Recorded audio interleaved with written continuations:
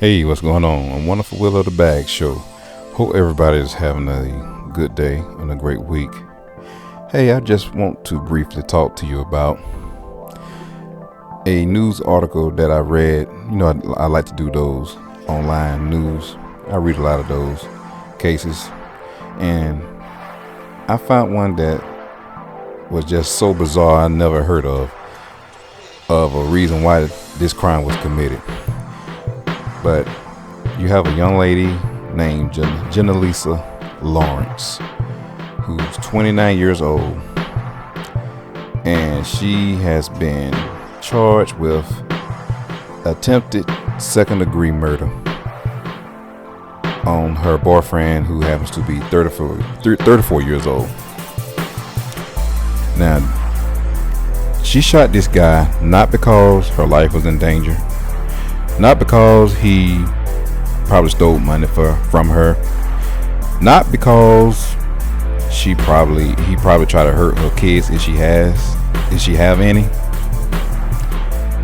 She shot this guy simply because he wouldn't argue back with her. That's right. You don't believe it? Look it up.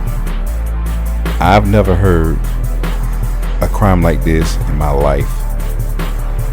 This woman is about to lose her freedom and about to get a felony conviction on her record simply because she is so hell-bent on having a conversation with this man, and he wasn't in the mood to really talk to her, and he didn't want to argue with her. So instead of her just say, hey, let me just walk off and cool off, take a drive and do something like that, she decides to get a gun and shoot this man. And I think it said it happened on July the 18th. That was on a Saturday, and it happened a little after 7:30, according to the Shreveport Police Department, when they responded to that location. And he was sitting on the sidewalk, barely living, but they was able to get him to the hospital. I think they sent him to Oshner LSU Health Hospital for treatment.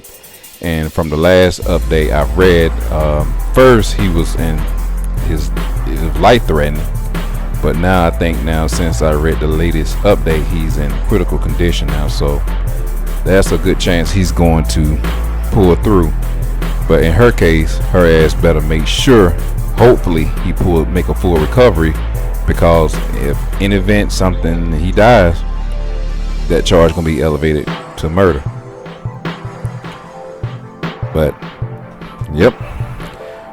according to the story, according to the news, that she did, they did issue a warrant for her, so she had disappeared for a while. And maybe she called her conscience. Somebody, she maybe have a confidant or a family member probably talked to her and say, you need to turn yourself in. So she turned herself in, and of course they charged her.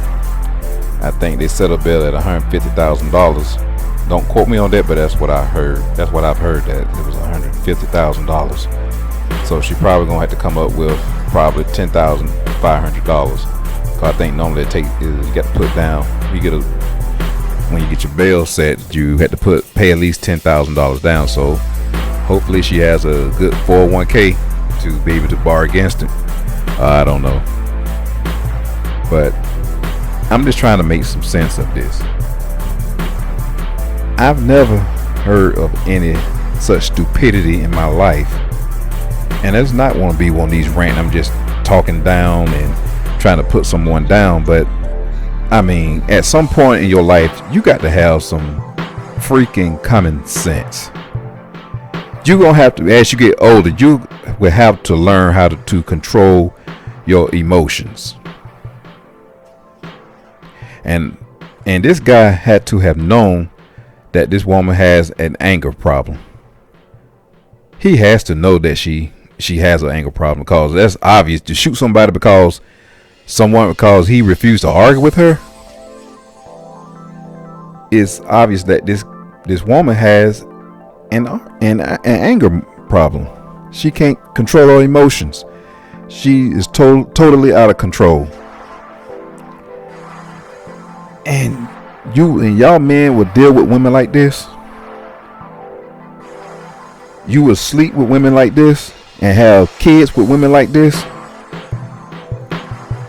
And I'm not wanting to try to talk bad on the guy, but come on, bruh. You have to have known this girl has some problems. I just don't get it. Is the sex just that good and got your nose up in the air where you just would tolerate her? Man, that's dangerous. Because I know if that had been me, I would make sure her ass was locked up and get a restraining order against her, and she would never contact me again. But I got a strange feeling that he's probably going to take her back. He's probably going to plead to the court not to charge her. But I mean, I don't think the DA probably would even try to do that. But this dude here, man, you got to understand, that's dangerous. And I would hope you just have enough sense to move on. And I know because that probably having some type of psychological effect on you too, knowing that you almost came close to death over some damn nonsense, over you refuse to argue with her. And I just find it so ironic that a lot of women would love a guy who's not argumentative, who's not confrontational, who just laid back. You know, if there's a disagreement, both parties will be allowed to speak, and the main goal is to come to a resolution before the night ends, and then you be good. That's pretty much the typical interaction in relationships. To have a goal to not be angry with each other. If there's some type of disagreement or conflict, resolve that immediately. You know, be respectful for one another's feelings. But if you deal with someone who just love to argue, who just love drama, who just love chaos, who just can't live without some type of conflict happening, you really need to not deal with a person like that, because you can find yourself in a predicament as this guy he's in now, fighting for his life because he refused to argue with his girlfriend, and now he's in the hospital with a gun wound. And hopefully this guy can make a full recovery. But like I said, she better hope he makes one though, because I'm pretty sure she already knows that if he dies, they're gonna elevate that charge to murder, and then she really gonna be in some shit that she will not be able to get out of. But people, let this be a lesson learned.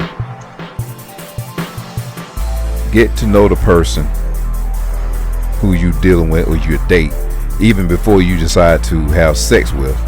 You need to get to know who you're dealing with, because in the beginning everybody's always going to be nice. You're not going to show the true selves because we trying to make an impression, to make a good impression on each other, because you know that's typically normal.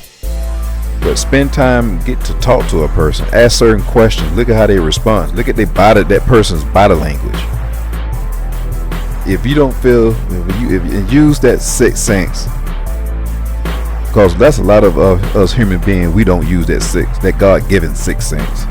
That sense that says something's just not right. And when it's just not right, be like the antelope or the gazelle. When they sense something's wrong, it just don't feel right, they just take off running because they know something is bad is coming their way. Use your God-given sixth sense. Don't let your heart compromise your judgment because you just want to be in a relationship and you might be dealing with some type of psychotic fool. I'm serious, man. You really, really need to take this serious. If you're dealing with someone like that, ask those questions. Ask them their relationship with that person's parent, their family. Listen to them. Really take in what they say. Look at their body language. If it doesn't sound right to you, just say, hey, it was nice knowing you, but hey, I got to keep it moving. Good luck to you. Don't be to the point where you're so lonely and so desperate to have someone in your life and you're willing to take anything, because that anything could end your life. And that anything could probably, if you have kids, could anything to end the lives of your children, if you have any. So learn from this incident, folks. Learn from this, man. And like I said, just pray this guy have a full recovery from his injuries, and I hope he learns his lesson, man, because that's nothing to play with. And as far as the Miss Lawrence, only God can help you at this point. So you should just go ahead and pray for forgiveness and try to be a better person. Take that charge, learn from it, and when the smoke's clear, when the smoke clears, just be a better person.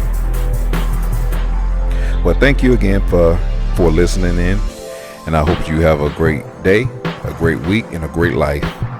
And always remember, God is love, and love is God. Peace.